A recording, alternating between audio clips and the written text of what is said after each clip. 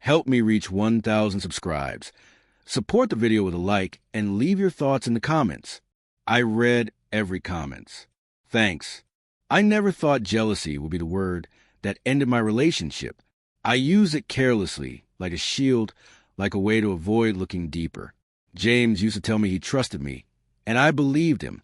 Or maybe I believed what I needed to believe to stay comfortable. My name is Elizabeth. I'm 33, and until a few months ago, I thought I understood love, boundaries, and loyalty. Now I know I didn't. James and I had been together for almost 4 years. We met through mutual friends, the kind of connection that felt easy from the start. He wasn't flashy or loud, but he was steady, thoughtful, the kind of man who listened more than he spoke. I liked that about him. He made me feel safe without trying too hard. For a long time, that felt like enough. I also had a best friend. His name was Ryan. We'd known each other since college. We'd been through breakups, career changes, and those confusing years when everyone is pretending to have life figured out.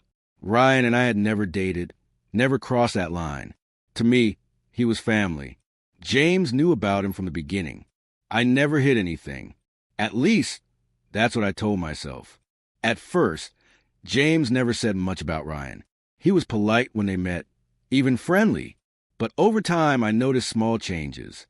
James would go quiet when Ryan texted me late at night. He'd ask casual questions that didn't sound casual at all. What did he need? Why didn't he call earlier? I brushed it off. Everyone has insecurities, I thought. One night, after dinner, James finally said out loud. He didn't raise his voice. He didn't accuse me of anything. He just said, "I'm uncomfortable with how close you are to him." I remember sighing, already annoyed. I told him Ryan had been in my life long before he came along. I told him he had nothing to worry about. I told him he was being jealous. If you've ever seen a conversation like this slowly go wrong, tap like, so this story can reach more people who've lived it too. James didn't argue. That should have been my first warning. He just nodded and said, "I'm not asking you to stop having friends. I'm asking for boundaries." I laughed, actually laughed. I said boundaries were for people who didn't trust each other. The look on his face changed then, like something settled into place. But I didn't notice. I was too busy being right. Over the next few weeks, the tension grew. James became quieter, more distant.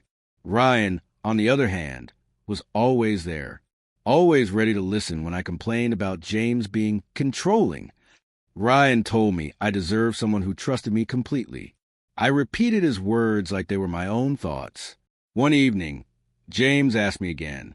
He said he needed me to choose clearer boundaries with Ryan or reconsider where we were headed. That was the moment I snapped.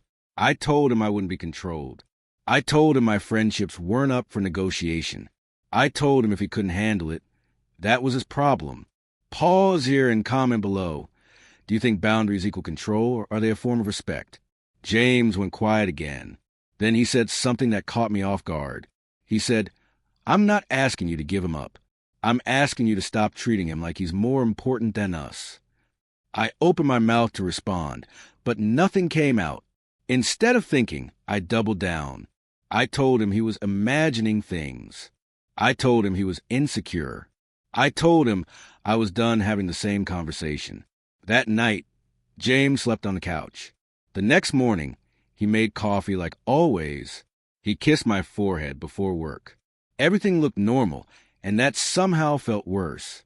I texted Ryan later, venting again. Ryan replied with a joke about fragile egos, and I laughed. I didn't realize what I was laughing away. If you're watching this and thinking of one word that describes James right now, type that word in the comments. A few days later, James asked me to sit down. His voice was calm, almost too calm. He said he'd made a decision. I assumed it would be another talk, another attempt to convince me. I was wrong. He told me he couldn't stay in a relationship where his concerns were dismissed as jealousy. He said he needed respect, not reassurance. I started to argue, but he stood up. He walked to the bedroom. I heard drawers opening, then a suitcase. If this moment made your chest tighten, consider sharing this story with someone who understands emotional turning points like this. I stood frozen in the living room, Still convinced I was right. Still certain he'd cool off. I didn't know yet that some decisions don't come with warnings. Some only come with footsteps moving away. I didn't move when James walked past me carrying that suitcase. I told myself it was a bluff, that he was trying to scare me into agreeing. People don't just leave over one argument. That's what I believed. The door closed softly behind him. No slam, no dramatic pause. The quiet afterward felt heavier than shouting ever could. I waited for my phone to buzz. It didn't. I waited an hour, then two.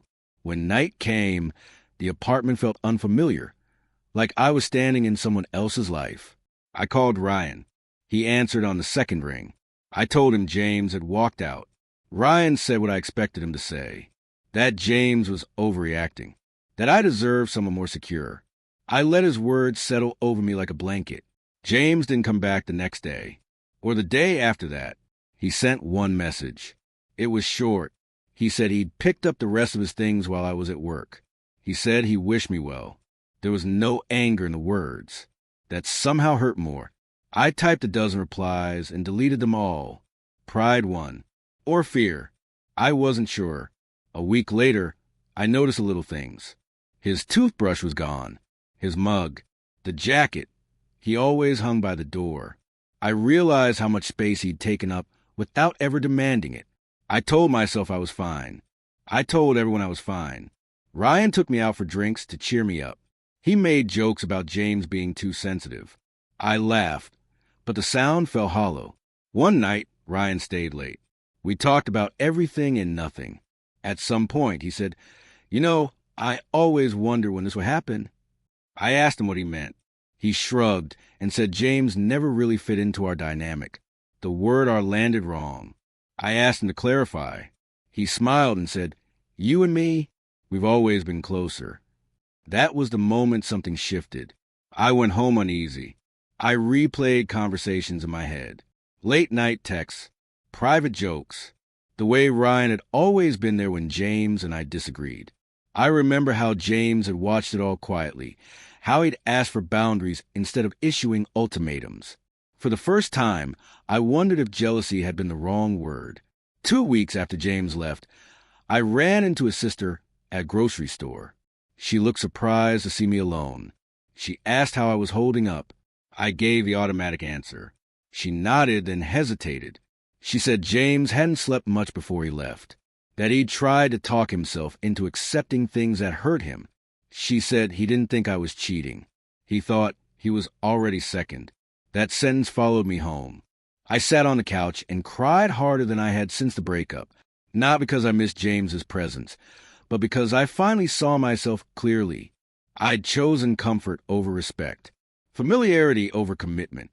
I'd told myself intentions mattered more than impact. I called James that night. It rang until voicemail. I didn't leave a message.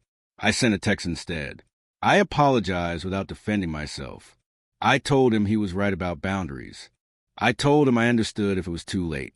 The message stayed unread. Ryan noticed the distance between us after that. He asked why I seemed cold. I told him I needed space. He laughed and said I was overthinking things. For once, I didn't argue. I just knew. A month later, James replied. He thanked me for the apology. He said he needed time to remember what it felt like to be chosen without competition. He said he hoped I learned from this. He didn't ask to meet. He didn't ask to try again. The door wasn't slammed, but it was closed. I'm telling this story because I learned something too late. Boundaries aren't cages.